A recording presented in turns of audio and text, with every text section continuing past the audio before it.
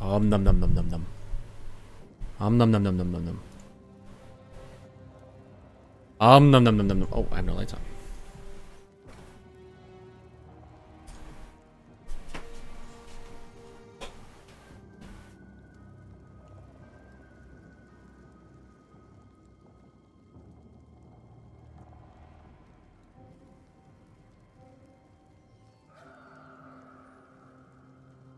But I have to put that on a timer.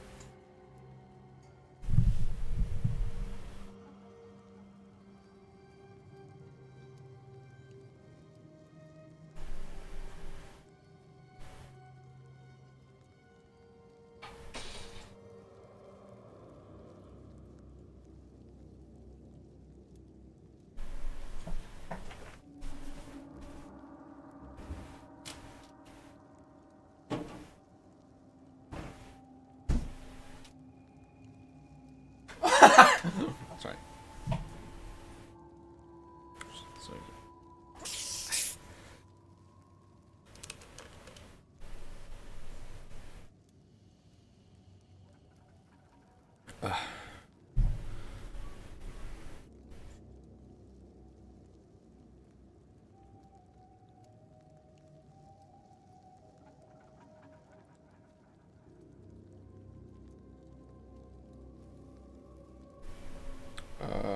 Okay.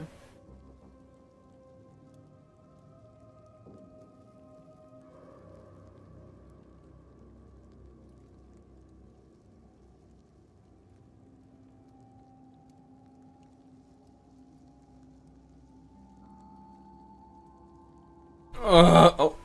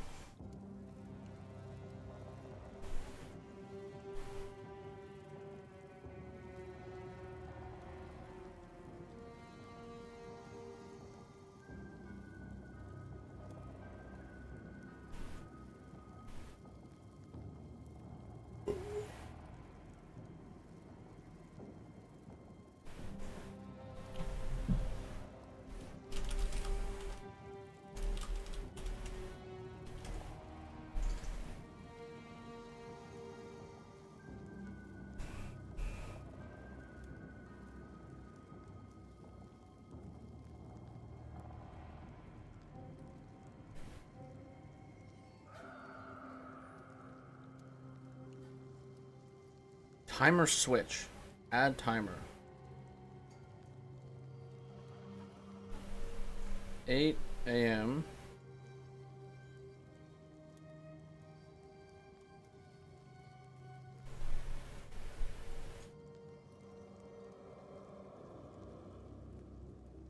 That's,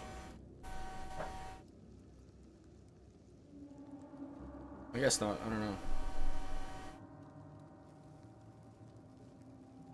Add countdown. What does that even mean? 8.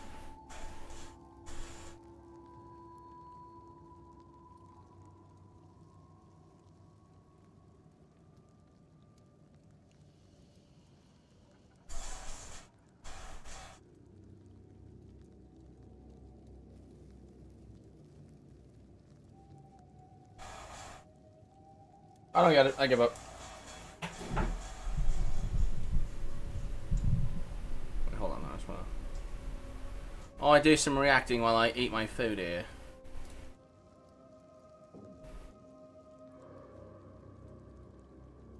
This shit's fucking just okay. I'm just gonna watch Hutch. It's good. Is gonna justify this. Part of It's the just completely egregious for him to pardon someone who stole a baton from a cop and then beat him over the head with it. Actually, because I already seen like the video itself and stuff. Race to replace Justin Trudeau. 7 contenders registered last week to run in the Liberal leadership campaign. 6 are left standing. And the window just closed to sign up new Liberal members to vote for them. Catherine Cullen is the host of the CBC podcast, The House. Okay, Catherine, the race is starting to firm up and take some shape. Where do things stand? Walk us through it. Yeah, I mean, we know now who the list of candidates is going to be, and then there were 6, David. As many candidates as we have weeks left in this race. So let's go through the names. Mark Carney, been hearing a lot about him lately. Chrystia Freeland, of course, the former finance minister. Karina Gould, former Liberal House leader. Jaime Batiste, the Nova Scotia Liberal MP. Frank Baylis, former Quebec Liberal MP. And Ruby Dalla, former Ontario Liberal MP. All making the cut, sort of past this first line, approval from the party to jump into the race. There is one name missing from this race. Folks will have heard over the weekend. Chandra Arya, the current Ontario Liberal MP, Ottawa area MP, not approved. Now, we should say this is by no means the end of the line. There's still money that the candidates have to raise, a grand total of $350,000 paid in increments by February 17th. Also important today, David, it's the deadline for signing up new members. That is a big deal because you want to bring folks in from your own campaign. You know you have them as supporters. It's not just about converting existing Liberal Party members. Our understanding is just south of about 100,000 Liberal members going into this race. Talked to a couple of the camps today. They do feel like that number is going to go up a lot. We're talking upwards of 200,000. We're waiting to see the final number, of course, from the Liberal Party. People may have also seen online there are some folks talking about signing themselves up, signing their dog up and whatnot in order to vote in the race. We did get a statement from a Liberal Party spokesperson, Parker Lund, today saying, listen, you may think this is very funny, but of course you can't actually vote unless you're a registered Liberal. You're not supposed to be the member of another party. And hey, by the way, there can be a fine of up to $10,000 if you're caught mucking Imagine around finding a with dog all of this. $10,000. So, you know, we want to watch that space, see how the Liberal Party manages that, but important to note that there are consequences. And I think the other big thing that is playing out today is the question of endorsements. Mark Carney still got a lot of momentum. 24 Liberal cabinet ministers who have endorsed Mark Carney, and I believe you got another one coming up in a minute, compared to 5 for Chrystia Freeland. Some big names coming out for Carney over the weekend. And even today, Marcy Ian, Joanne Thompson, a new member of cabinet, Anita Anand, Bill Blair, Nathaniel Erskine-Smith, François-Philippe Champagne. Yeah, he's got the majority of caucus cabinet, probably the front runner in this race, but someone who's not going to be in the race is Chandra Arya. You mentioned not approved. We don't know why, just that he has been disqualified, and we heard this from him. Yes, indeed. And he said he is carefully considering, this was in a formal statement, carefully considering my next steps. This decision raises significant questions about the legitimacy of the leadership race and by extension, the legitimacy of the next Prime Minister of Canada. Chandra Arya is not happy, but of course the big question, as you say, David, comes down to why. Now the Liberal Party— He's not even fucking bilingual. I don't care. Not getting into specifics, but they invoked the part of the Liberal Party rules that say someone can be rejected either because they— Sorry, he might be bilingual. He's just not French-English bilingual. The candidate is manifestly unfit for the office of leader of the party. We know there's a lot going on with Chandra Arya. You had a real blockbuster interview with him on this show, right? He's offside with the party on issues like official bilingualism. He wants to abolish the monarchy, raise the retirement age. There was also that visit to Narendra Modi last summer at a time when Canada-India relations were quite tense because, of course, the Canadian government had accused the Indian government of being involved in the killing of a Canadian citizen. Today, Foreign Affairs Minister Melanie Joly was asked about Chandra Arya not being in the race, and here's what she had to say.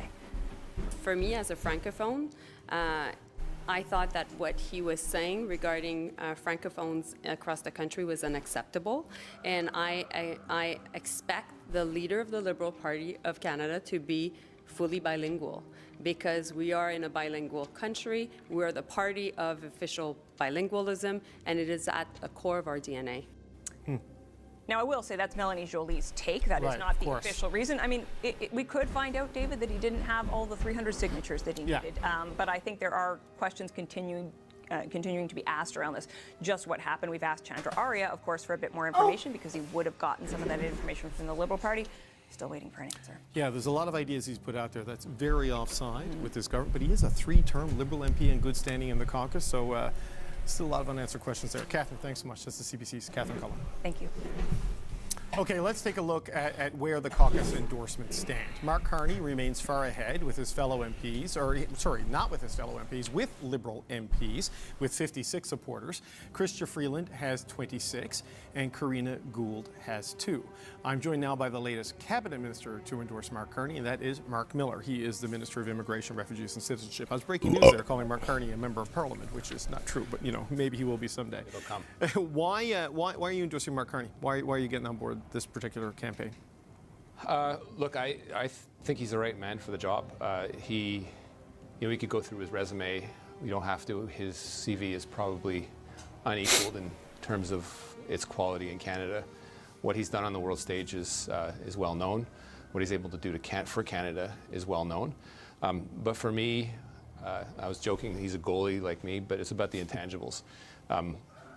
He gives us a shot at beating Pierre Poilievre. I think that's important, given the toxic rhetoric coming out of Pierre's mouth on a daily basis. But it's about issues that I cared about, David. Obviously, the economy. I don't think we have to be dogmatic to what we've done for the last 9 years. We have to be able to look at some fresh air coming in and some new ideas, but also matters that matter to Canada and to me: reconciliation with Indigenous peoples, the environment. Those are things that I think are very important for our party, are very important for Canadians and the next generation. So we had some good talks put this on the side and here. chats together. I want to understand that he's a regular guy. You can have a chat with him. Someone of that quality, you sometimes have difficulty talking to him or having a real conversation.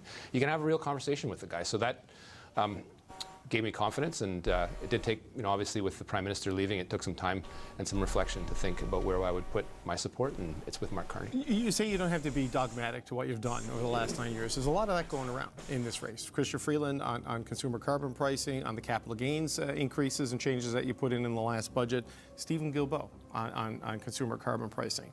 Charitably, you could say the Liberals are listening and responding to Canadians. Cynically, it looks like an effort to save the furniture. I mean, how do you think Canadians should view this sudden willingness to abandon policy of the last 9 years?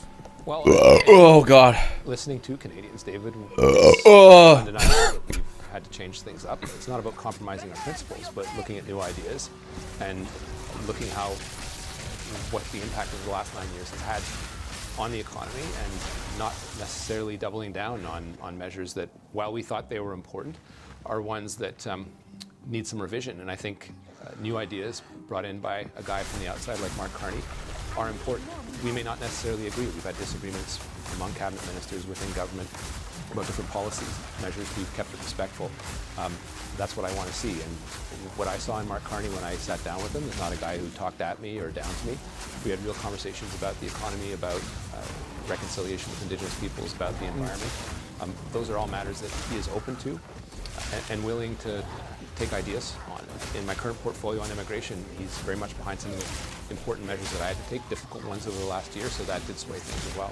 What are some other policies that you think the Liberals might have to compromise on, that you think, if Mr. Carney, should he win, might chart a new path for your party? I don't think it's as much about compromising, David, than it is about being flexible and being able to work as a team and see what's working and see what isn't working. I've taken over portfolios where we have had to make some difficult choices, and it's ones where, luckily my fellow colleagues were able to discuss those with me and be flexible about things. On others, it is arguable that we have at times doubled down on matters where perhaps we needed to be a little open-minded. Within any party that happens, it's understandable. But this is something I saw in Mark, and I saw some willingness to have a discussion about things and even change his mind if he thought the arguments were persuasive. He seems to have the majority caucus, majority of cabinet, even though Chrystia Freeland was the Deputy Prime Minister and the Finance Minister. And she has, in multiple interviews now, suggested that the Liberal establishment and the Prime Minister's office are lining up behind Mark Carney. I know you're a longtime friend of Justin Trudeau's. I mean, what do you say to these allegations coming from Chrystia Freeland that the PMO and the party elite are driving this? Well, I think we need to rally a majority of Canadians. Anyone that's in Parliament, whether they're with the Liberal Party or any other party, for an outsider, is seen as the establishment. I won't talk about any of that silliness. We can't be fractious as a party. We need to come out united as a party. We need to get a majority of Canadians and not a majority caucus for the next election, and that, I think, is the focus. If we go into the next election or come out of this leadership race not unified or as fractious as we went into it, it's not going to bode well in the next election, and Canadians will see that. So I need to see a positive message from all candidates. I've heard that from Mark, and I want to hear a debate of ideas. And I'm putting my weight behind Mark Carney. I'm putting my organizational teams behind Mark Carney. I think when it comes to choices, you have to make a choice in politics, and to me, it's Mark. You said he gives you the best chance to beat Pierre Poilievre. If you look at the data today, I mean, he does fare better than Chrystia Freeland in some polls, but it's still a wide gap. That looks like a Prime Minister Poilievre at the end of it with a big Conservative majority. So what is it that he can do, in your view, in the time you have until Election Day to change that? Well, elections matter, and I think you claw away a percentage every week at an election, and it's a horse race. Certainly, we can't take the Conservatives for granted. I see Mark in complete contrast to a guy like Pierre Poilievre. If you compare what Pierre Poilievre has never even put through a piece of legislation through Parliament, and Mark Carney has a resume that speaks for itself, I think that makes them scared. I take more comfort in seeing what Mark is bringing to the table and to our party and to help build it. Certainly this is his first foray into elected politics, so he'll be challenged on a lot of fronts, but I think he's certainly up to it. Do you worry about that, though? Never having run for anything and wanting to immediately come in. Like, Prime Minister's not an entry-level job, and that's where he's going to start, right? So are you worried about his ability to run a campaign, having never done anything like that before? Look, he has several decades of experience in the private sector. That's something the alternative, Pierre Poilievre, hasn't done for even 1 year. It is difficult to be in politics. Some people do struggle in it, and we've seen examples in the past. But I see all the skill set there, particularly in a guy that's willing to learn, at least through the conversations that I've had. And speaking from experience, never underestimate a goalie. Okay, look, you say elections matter. That's certainly the case in the United States. We're seeing the deportation.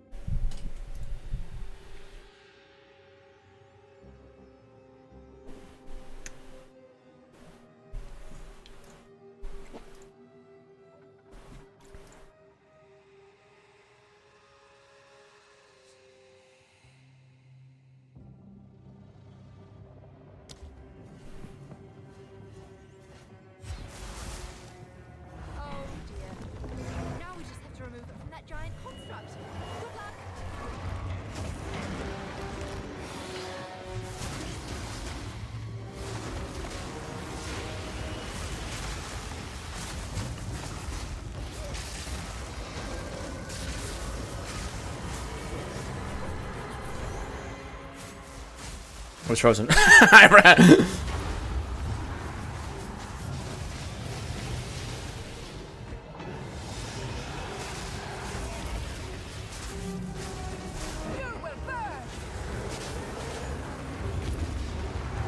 Okay, that's not good.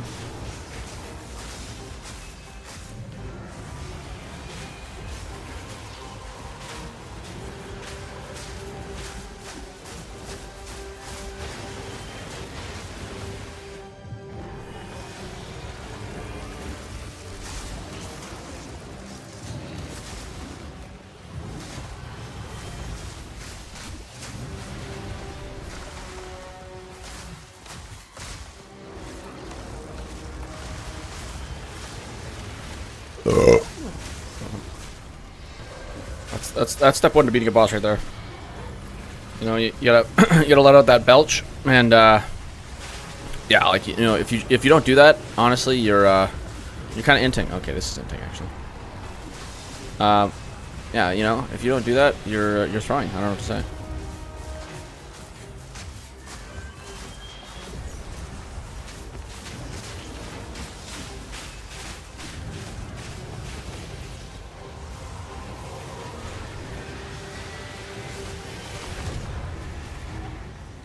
Yeah, I won't make that one disappear with a lightning orb. Oh shit! Okay, I actually don't think any of this stuff was good, but do I even need this? I don't even know if I need the medium core. It's just like dead weight. I don't know.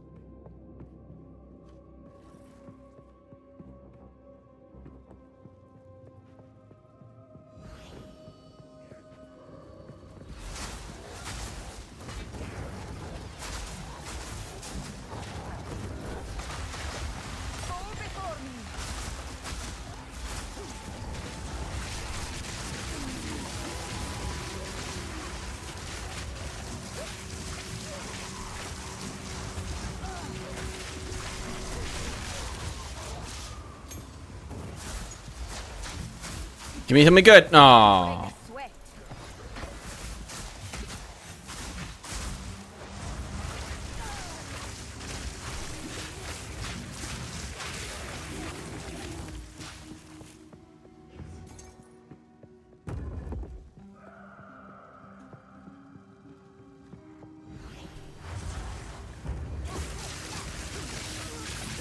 Wow.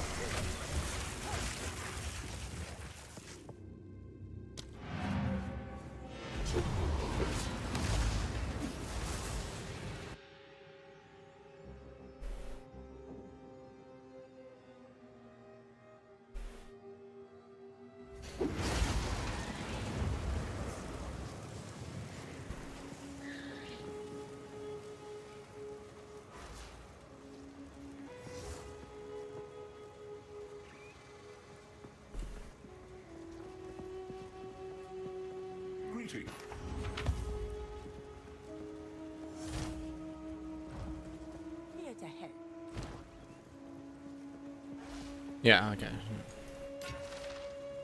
This is corrupted. Oh wait, is this just the corrupted staff I had? Yeah, I think this is garbage. Okay. The problem is the gain 30% of extra damage as cold damage, cool, but it's already a cold weapon, so.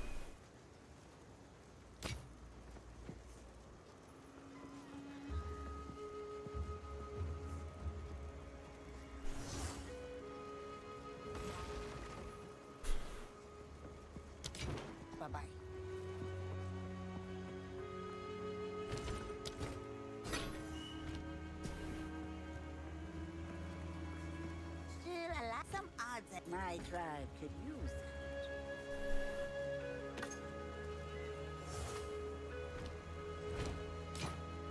Bye-bye.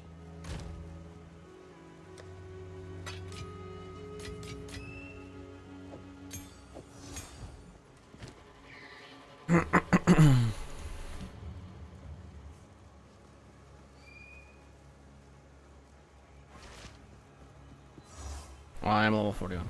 I can do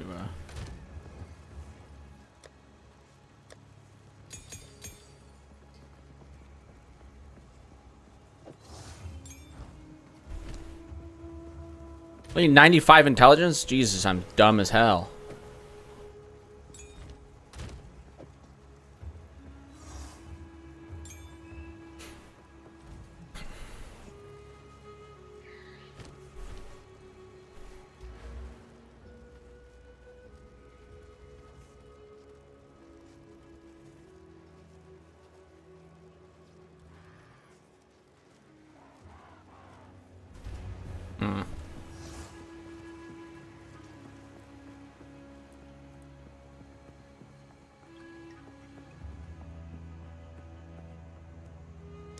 Where's that cat from? What the fuck?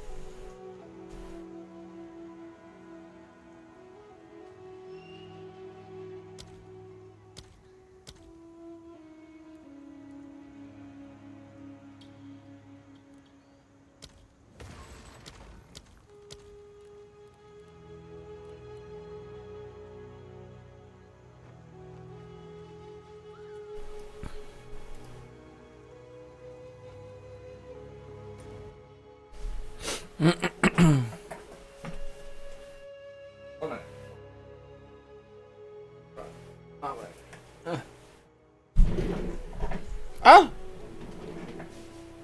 Okay.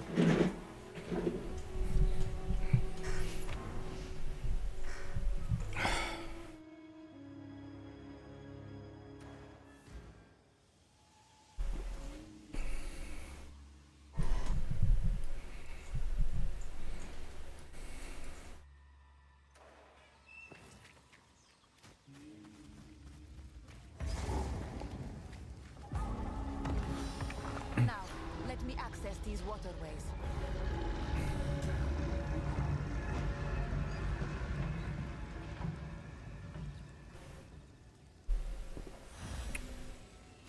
Okay.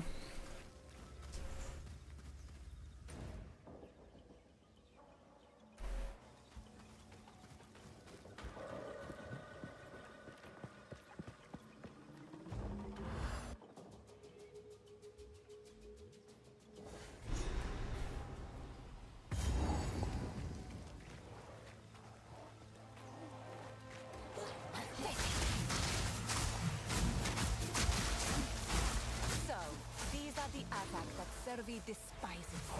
I can understand why.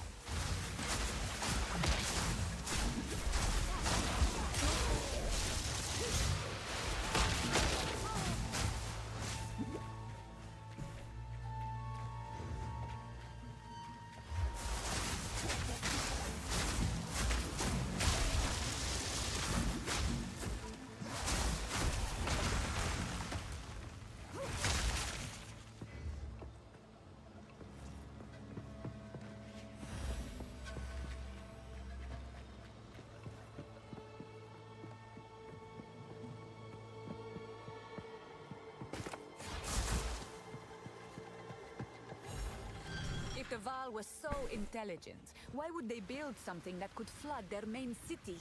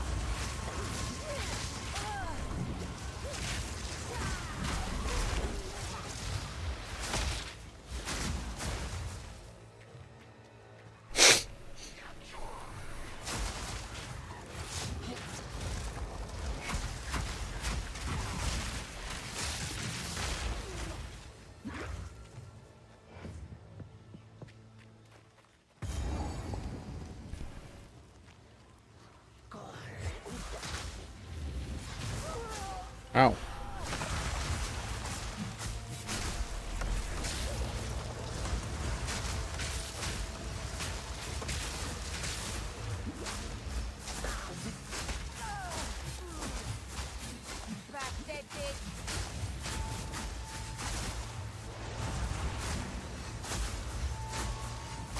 Victory is mine.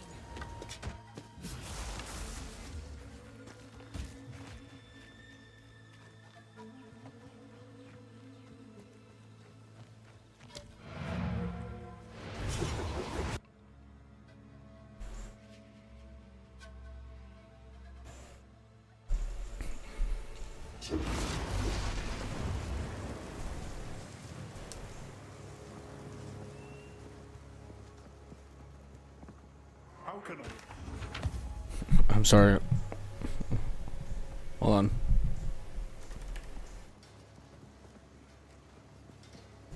This whole policy, one of the areas that we used to get fissures was around policy.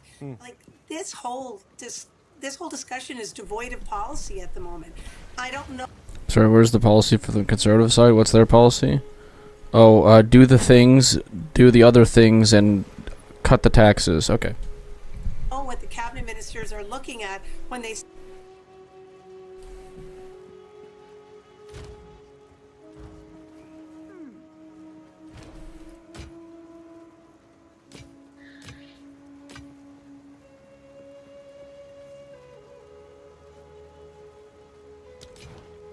Take your time. My tribe could use it.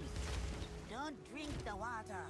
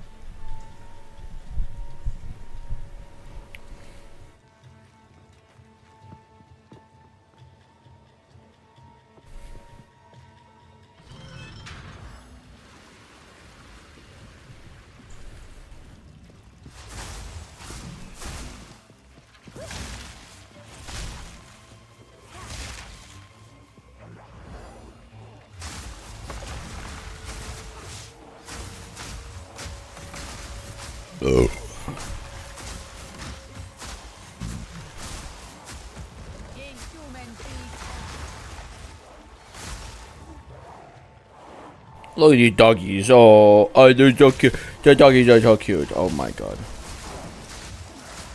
Oh, they're coming after me.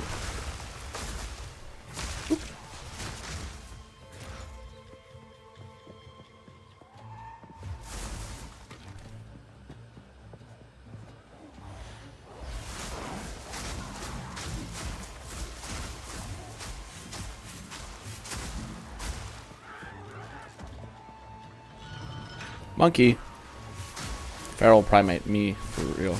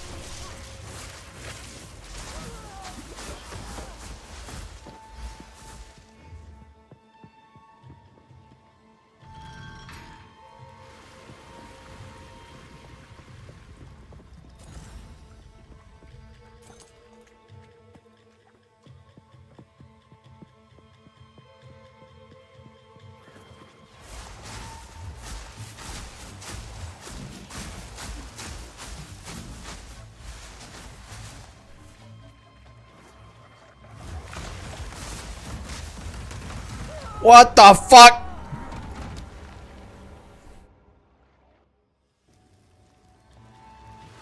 The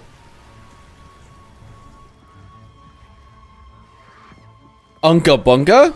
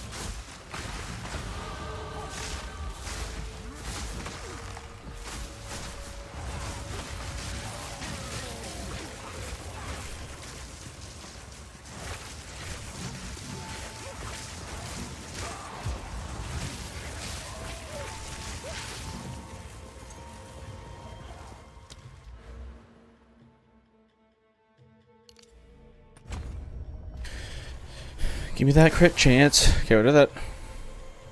So I still don't understand. Crit. I hate that it doesn't. Crit hit chance is 11 still. Is that like a base? Create mana remnants when you kill or critically hit shocked enemies, making. Yeah, so mana remnants is good for crit. But how do I find out where my crit damage is going? It doesn't show it here either. It's like bonus crit damage or whatever, or bonus crit hit chance. Resistances, blah blah blah blah blah. Ailments, damage taken modifier. Flasks, charms.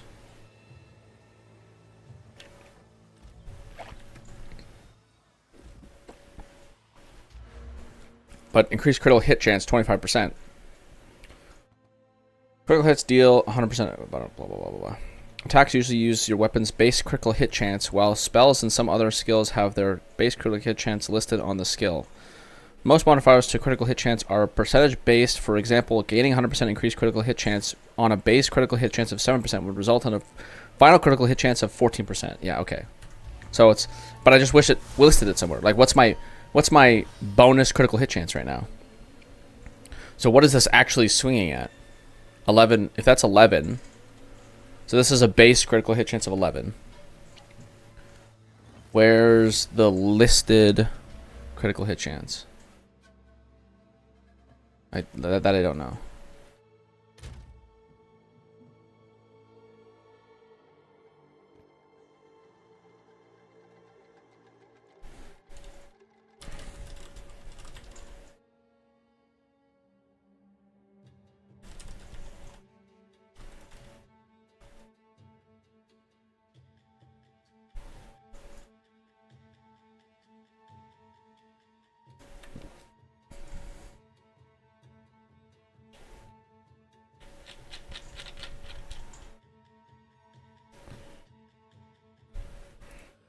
Maybe I do this. That's the base if I do this. Oh, there, yes, okay. Critical hit chance, 23%. Okay. So 1 out of every 4 hits I crit. Essentially.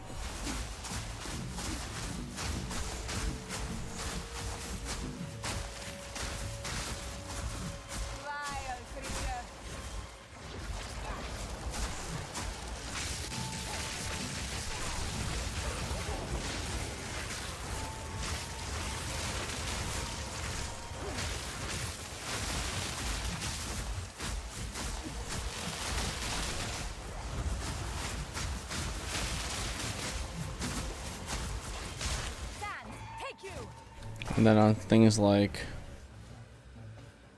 lightning warp, 23, sparks, less. Okay.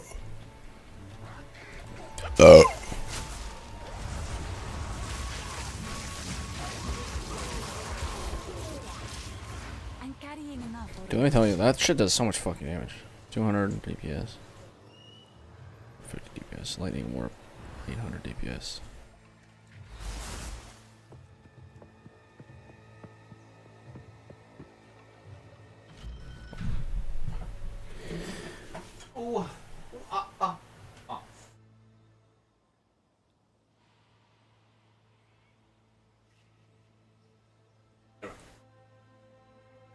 Not what I thought.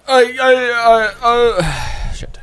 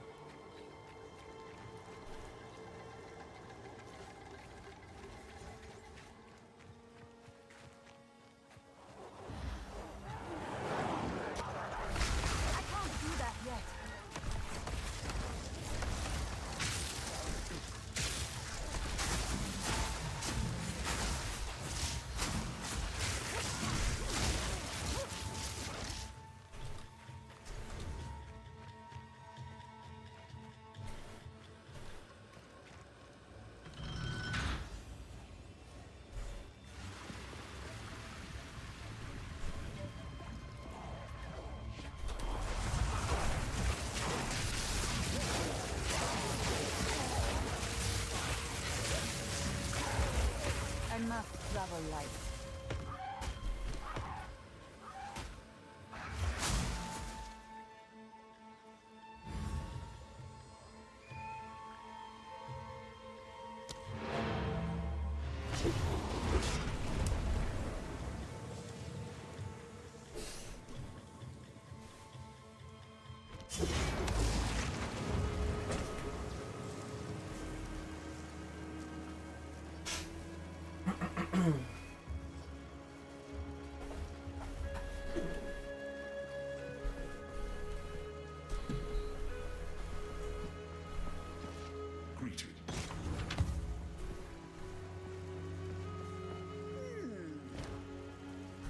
Bye-bye.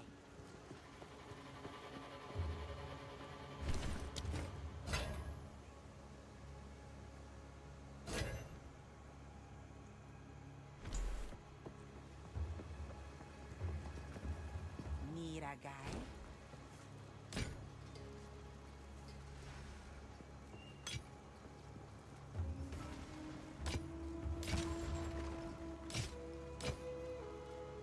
Don't drink the water.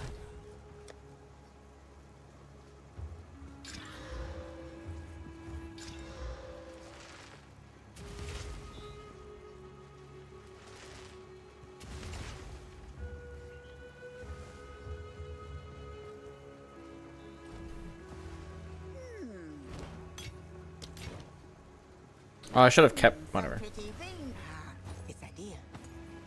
See you.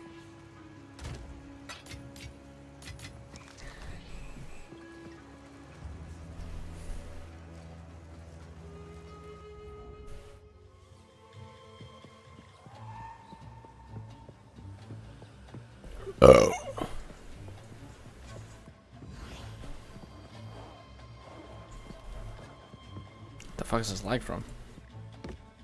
Oh, this is what I wanted to see. Level 10. Okay. Can I make this thing goated? Can I make it goated? Hold on. Do I give it a straight... Do I give it an alchemy?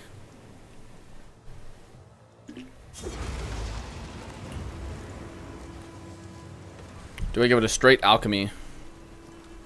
Or do I try to build it up? Yeah.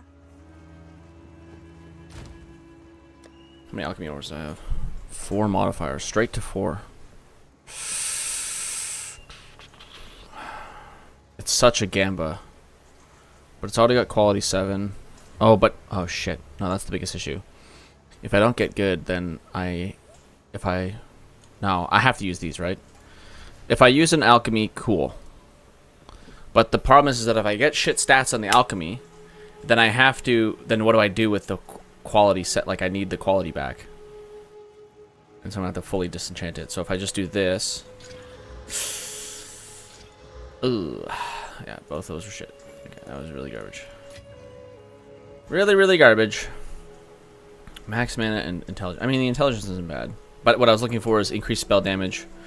Or attack cast speed. But didn't get those.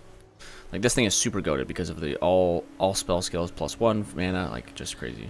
But I didn't get any of those, so... Okay. Time to give me quality. I think I'm going to start upgrading my stave. Because frankly, yes, it's level 8 skill, but I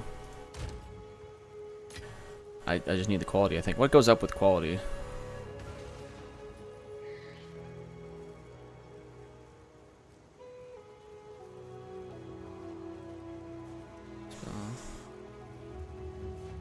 Additional skills can be managed in the skills panel. Additional effects from quality. Are 7 projectiles. Wait, what? Additional effects from quality? Oh. No, I don't get anything. It's just once I give it quality, it'll tell me that. Okay. Okay, let's just give it a little bit of quality. 3%. What does it get?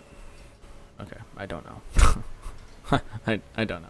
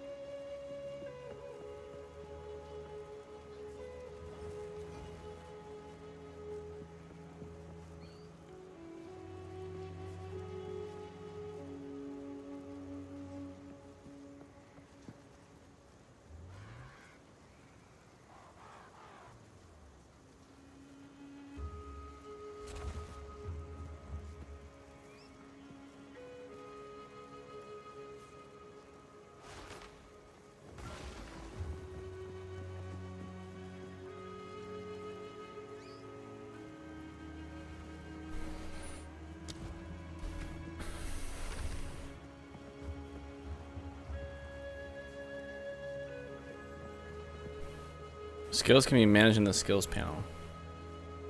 Huh, brother, I am in the skill panel.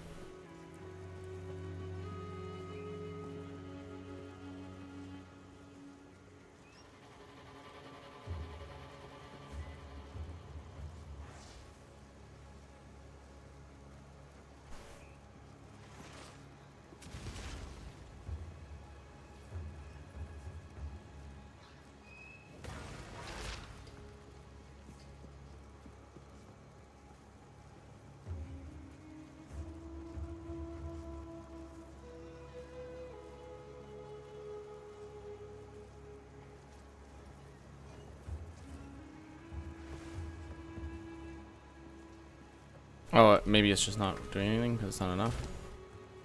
This is kind of a waste, but it's like the best stuff I have.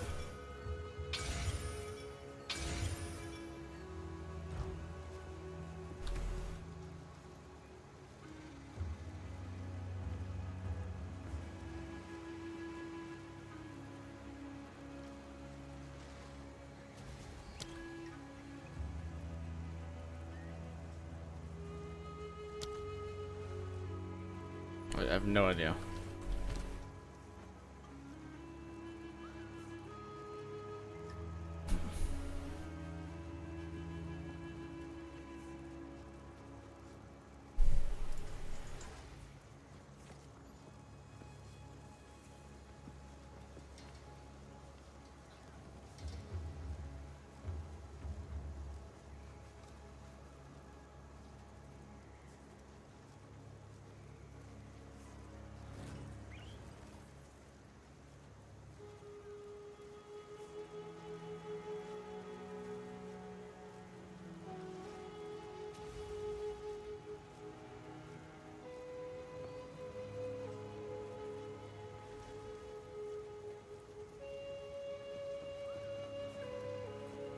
Yeah, but I'm not getting that. Is it bugged? If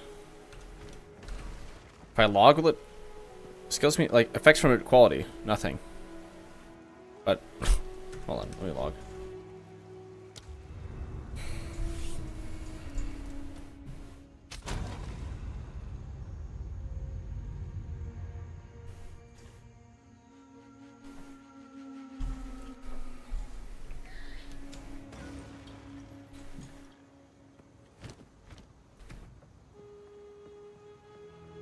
Okay.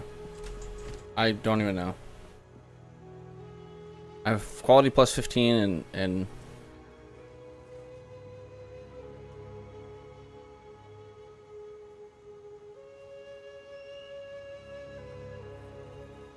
oh, okay. Maybe this is happening. I don't know. This doesn't have quality on it, right? So this is getting a 2% increase in magnitude of shock inflicted. 0, 0, 5. Maybe that's what's happening. 0 to 4 projectiles. Okay, I don't know.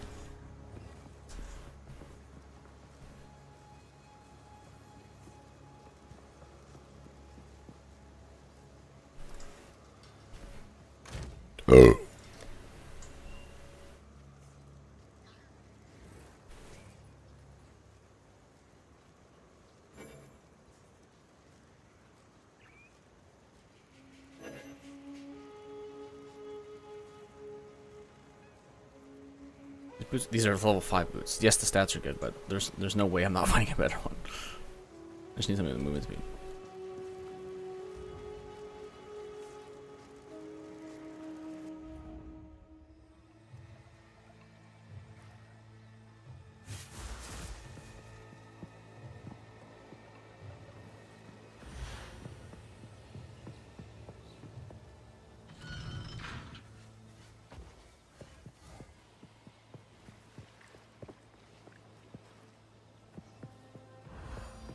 Okay.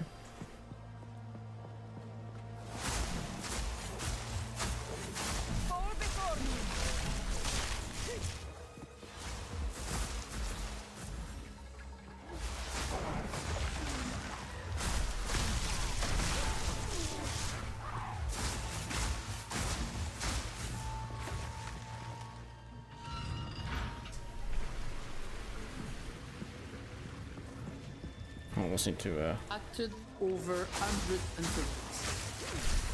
This led to Commissioner further releases one hearings, interference inquiry. during which I heard 143 testimonies over 12 days of in-camera hearings and 20 days of public hearings. I also had the benefit of meeting and hearing from over 100 citizens from various diaspora communities who have been victims of foreign interference, particularly transnational repression. They shared their experiences with me, allowing me to better understand the human impact of this force. Finally, nearly 40 experts helped me consider the best way to conduct this audit. Now, what must we retain from the Commission's work? Firstly, that certain foreign states are attempting to interfere in our electoral processes and democratic institutions. This is not a new phenomenon.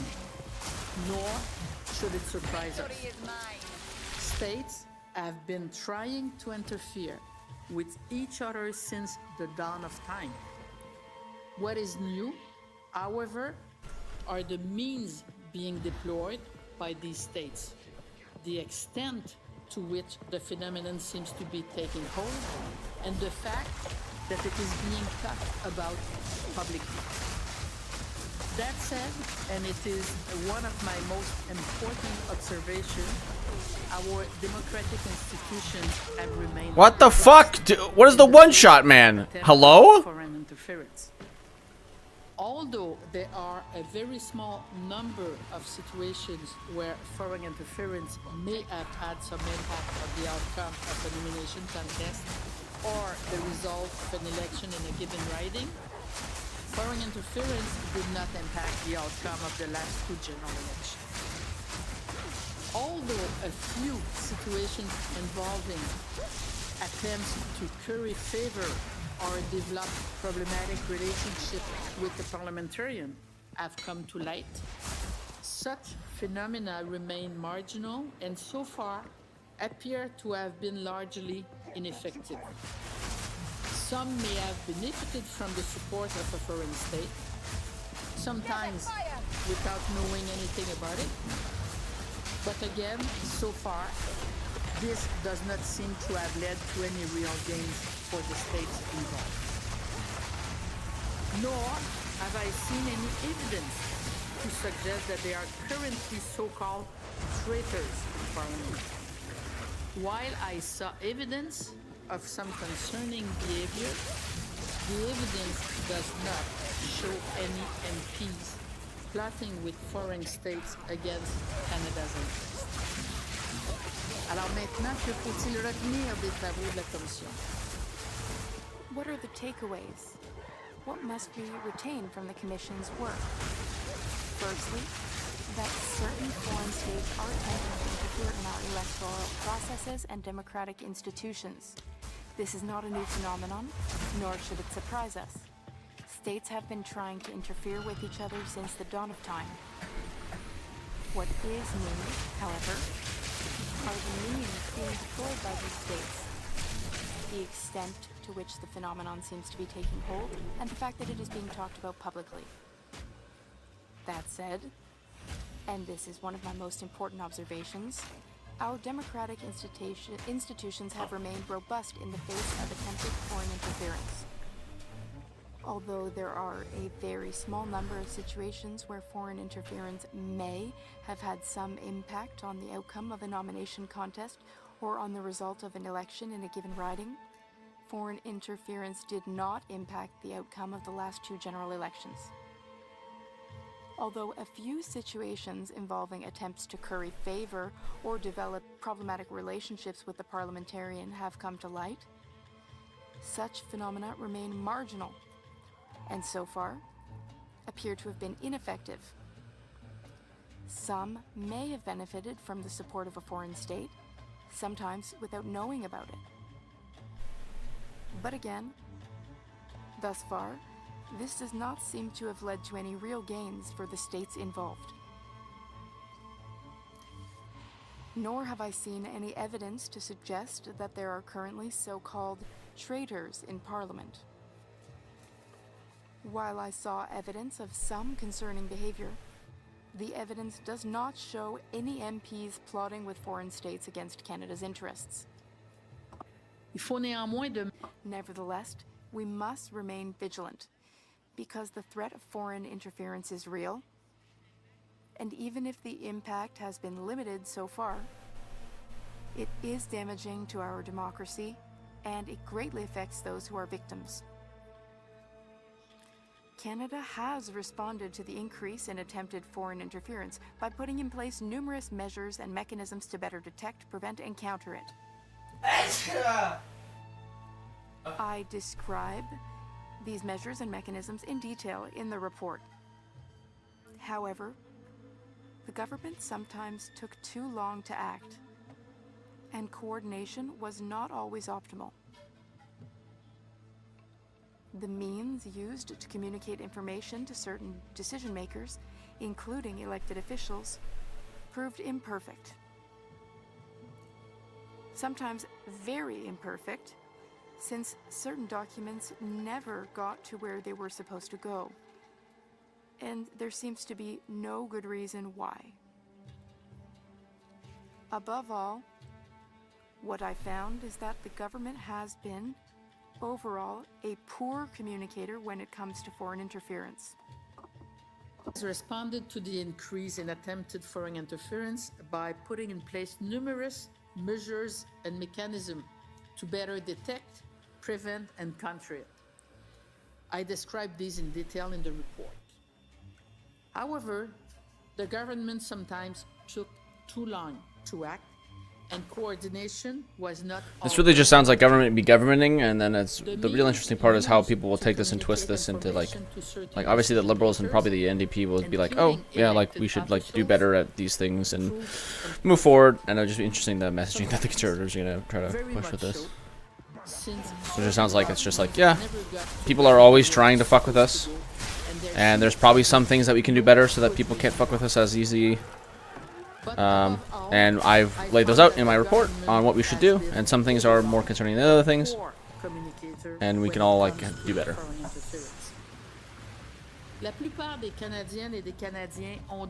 Most Canadians first learned about foreign interference through media reports, without the government being the source of the information communicated. This should not have been the case.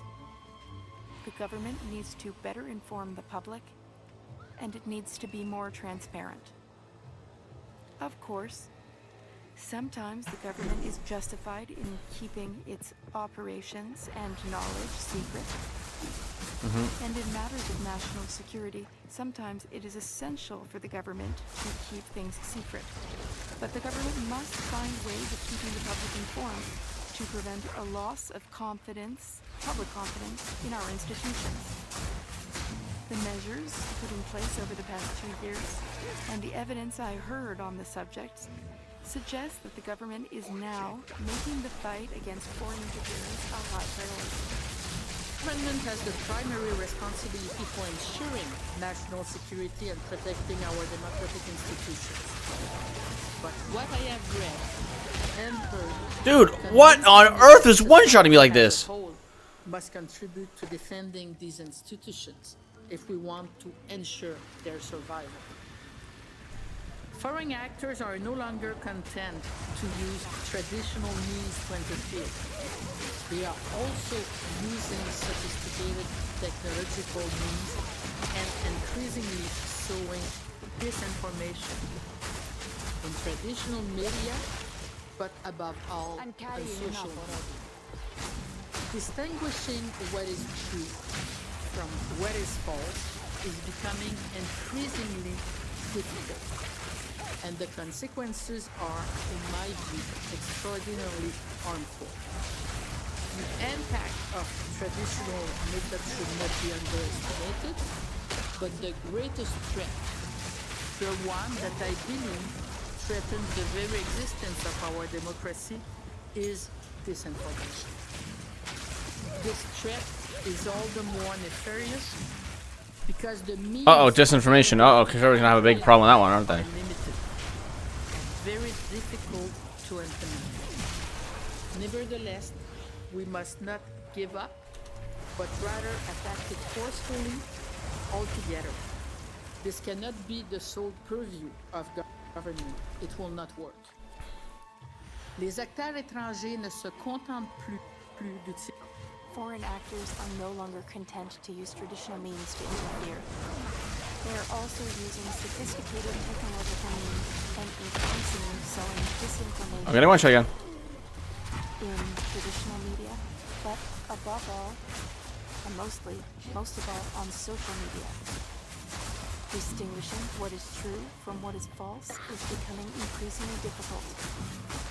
And the consequences are, in my view, extraordinarily harmful.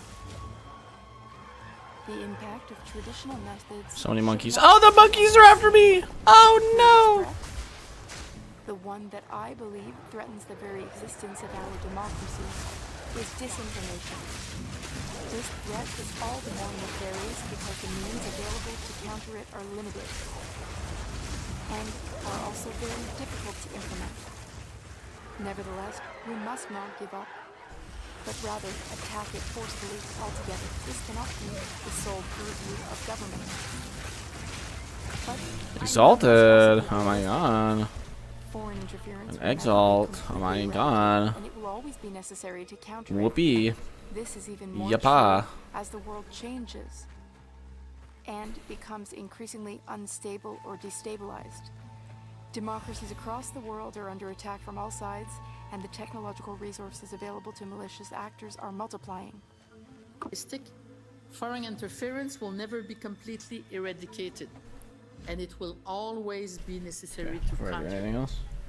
This is even more true as the world changes and the world order seems to destabilize. Democracies around the world are under attack from all sides, and the technological resources available to malicious actors are multiplying. It will therefore be a never-ending battle. One of our society's greatest achievements is to have created a political and social order that give us the freedom to choose those who will represent us in government, the right to contribute to discussions about our future, and the chance to live in peace with one another. But protecting these achievements requires that all of society, including each and every one of us, contribute particularly to the war against mis- and disinformation. L'une des plus grandes réussites de notre société. One of our society's greatest achievements is to have created a political and social order that gives us the freedom to choose those who will represent us in government, the right to contribute to discussions about our future, and the chance to live in peace with one another. But protecting these achievements requires that all of society, including every one of us, contribute, particularly to the war against misinformation and disinformation. I hope that this report will help to clarify the way forward. I hope that the report will encourage each and every one of us to help protect our democracy. Thank you very much.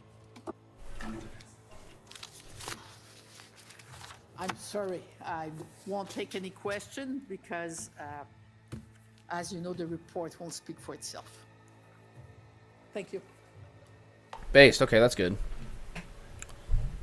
It's a clean thing to say. My report will speak for itself. There's no need to ask questions. Boom! Mic drop! That's how you... you finish a project at school. I will be taking it... you do a presentation, and it's like, I don't need to... I won't be taking any questions. My presentation speaks for itself. Boom! You get the fuck out of there. Okay, based. Yeah, but yeah, it just seems like government be governmenting. And please do better is like the gist of the report. Maybe I might read it at some point. I don't care. I might care. I kind of care. I might. We'll see.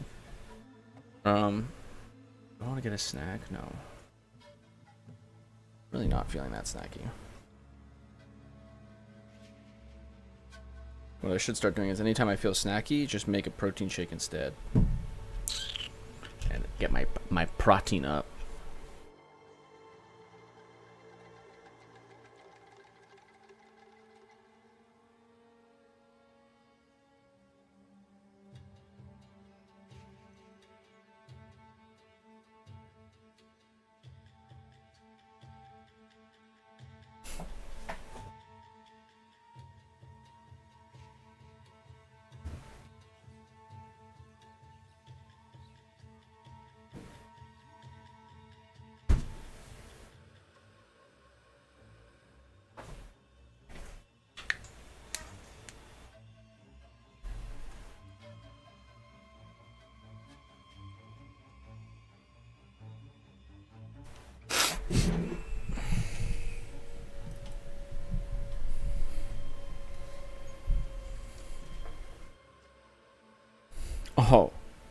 This is all I care about.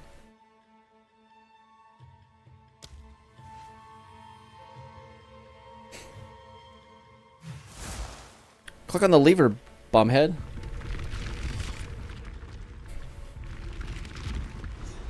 That should do. Look at this. That was an in-game noise, by the way.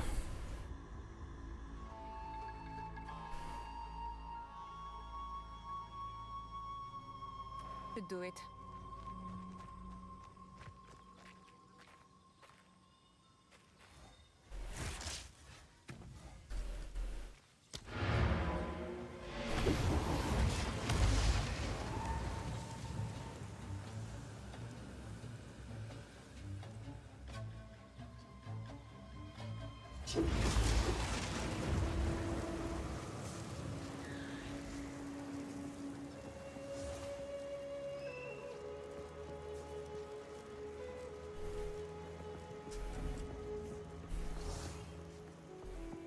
How can I?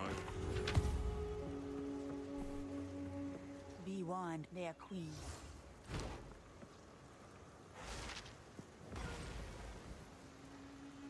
That thing looks insane.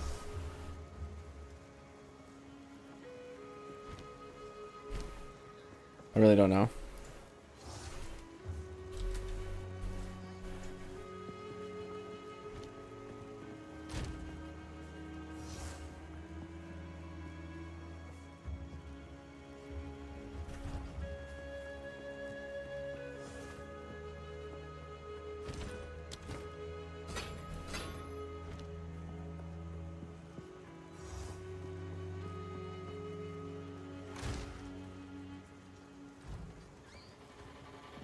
Still alive?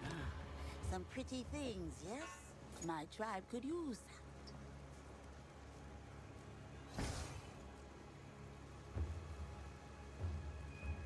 Take care. Still alive.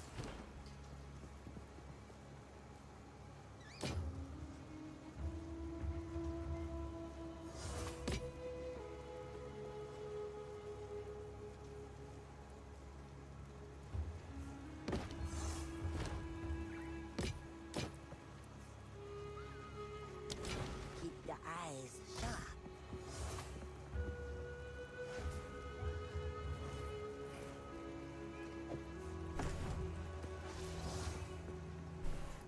Quickly.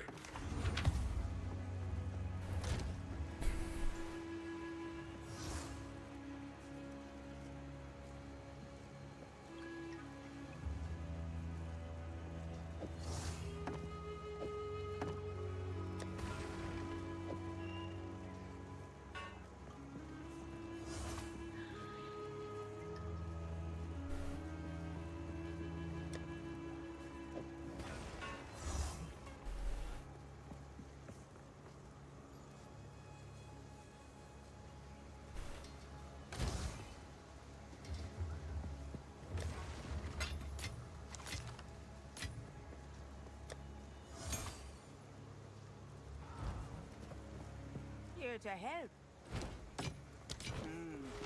Take care.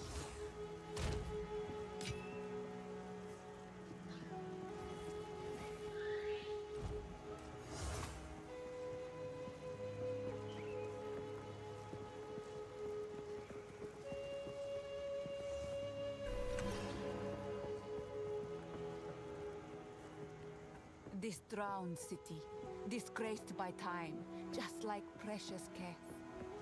There is still a beauty about it, I admit.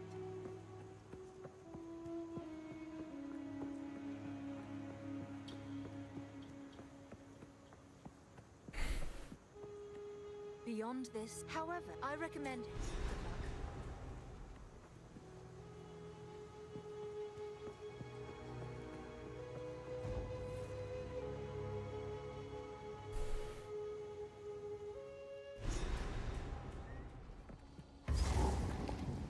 Udzal, you are impressive, even as a drowned ruin.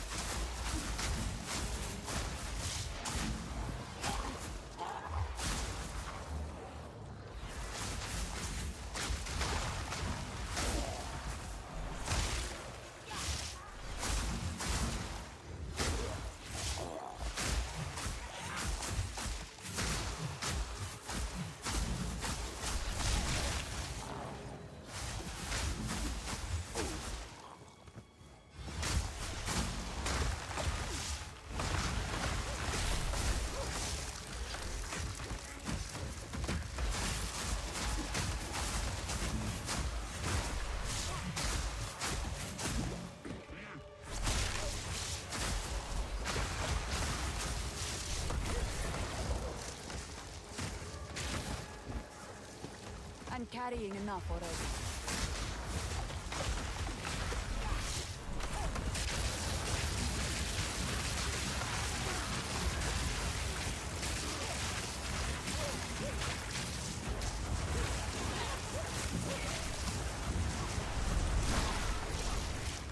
I must travel light.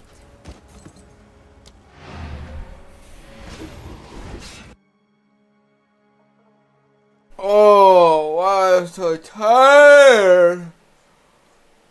Oh!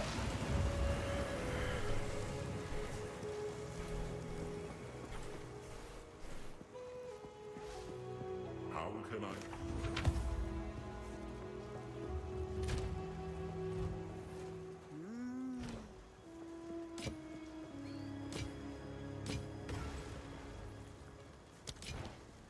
Keep your eyes shut.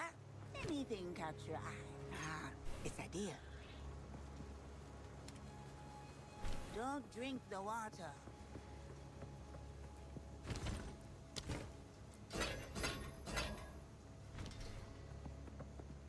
Sorc treasure in particular. Don't get eaten.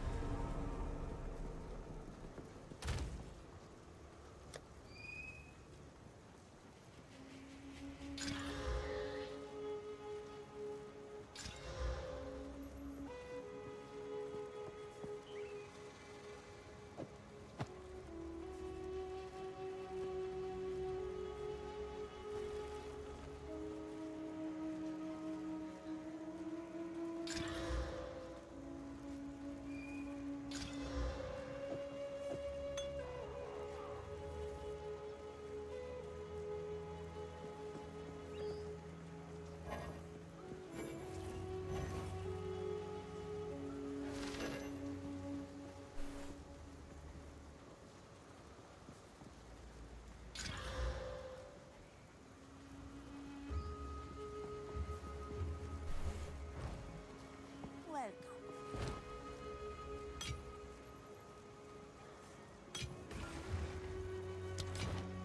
Anything it's a deal.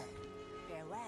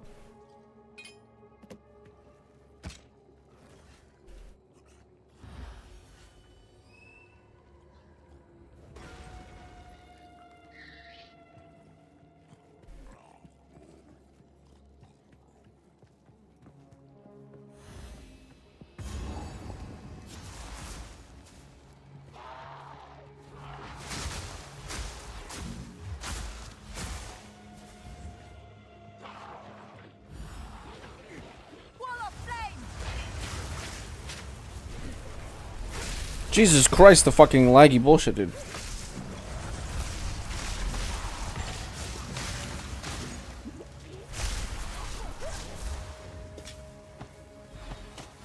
I must travel light.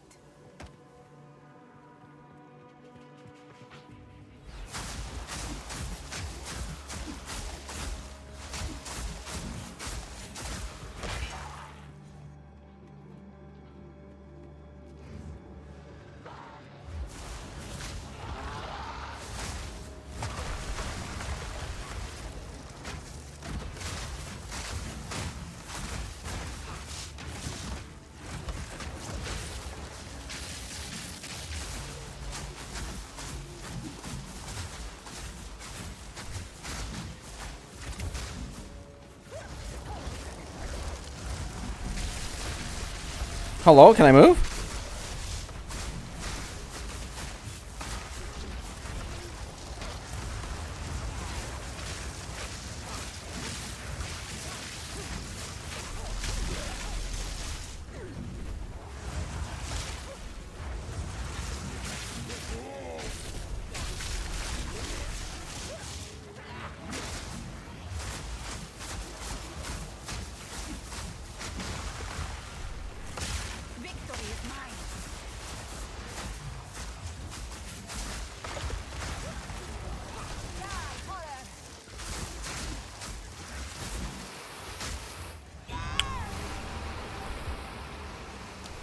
I just got...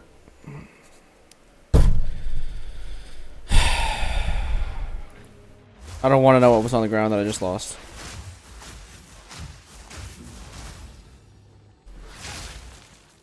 Like, yes, I was standing in that water bubble, but I was literally just standing for like 2 fucking seconds, and then I got one tapped.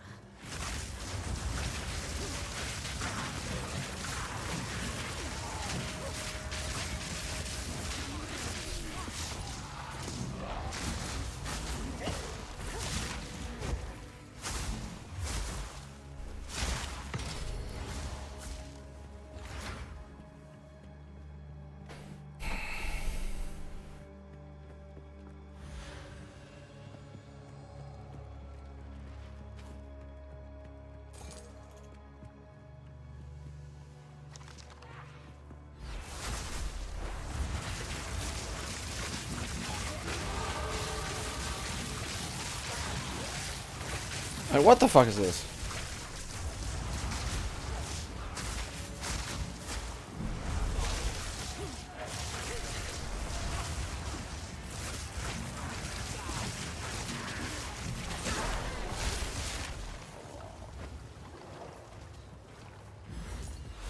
carrying enough already.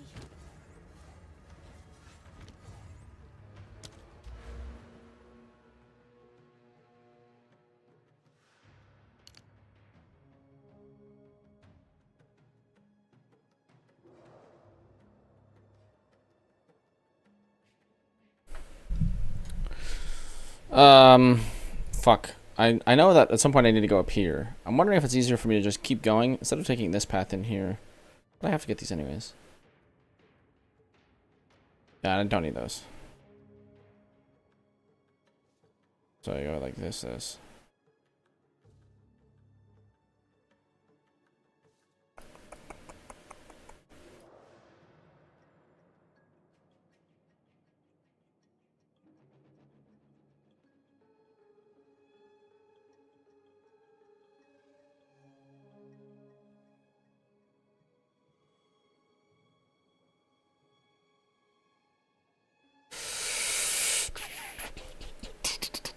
Or I can go into this tree.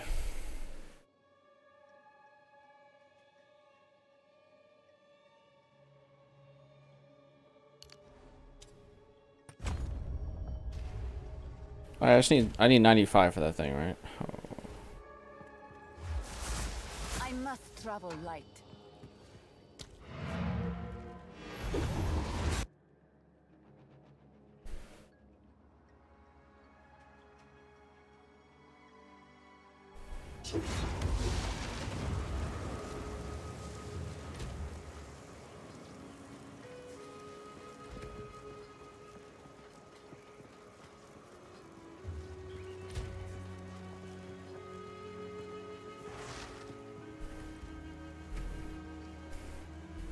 Do I need any strength? Intelligence?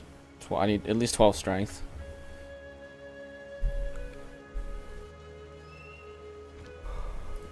Greetings. A new realm of power.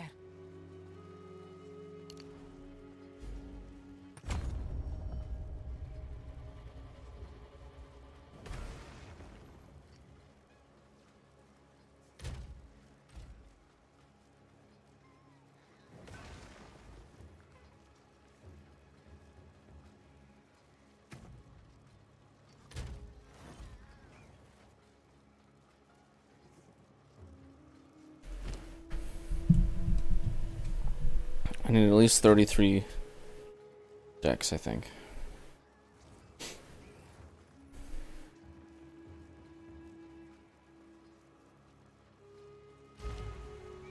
A step closer to legend.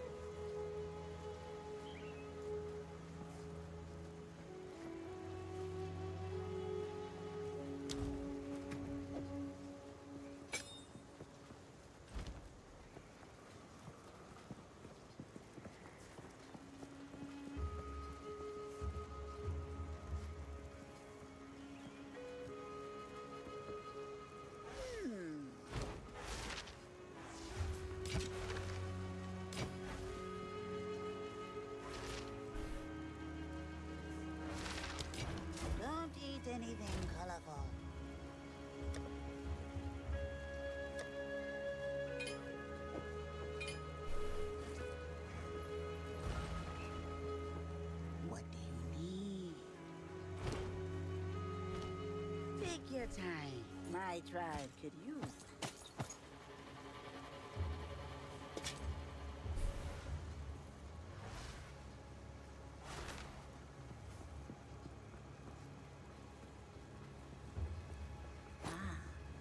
Don't drink the water.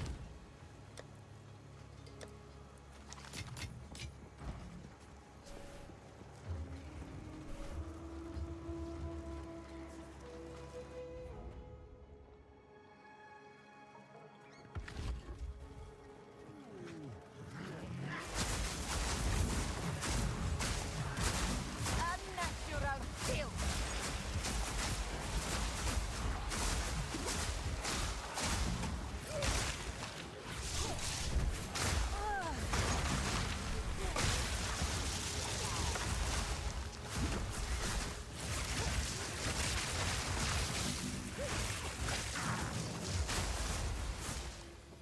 Wait, what? Oh.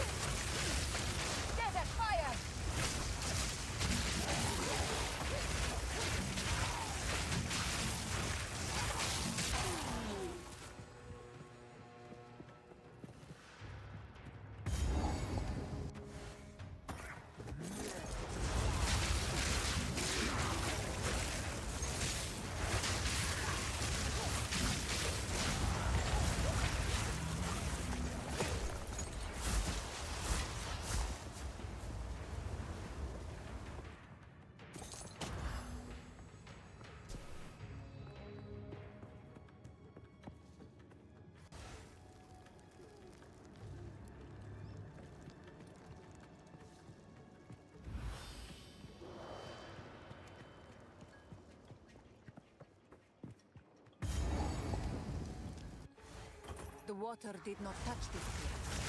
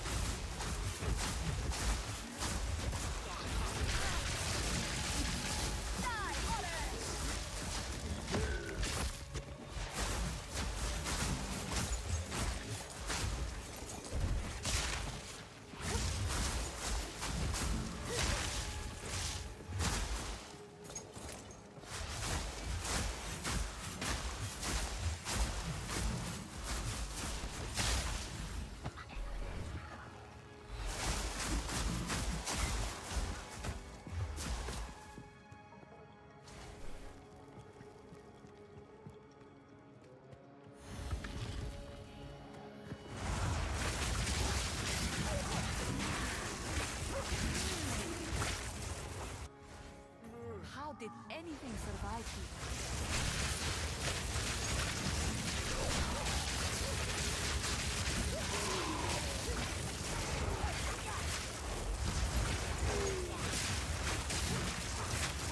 Didn't break a sweat. I must travel light. Wall of flame!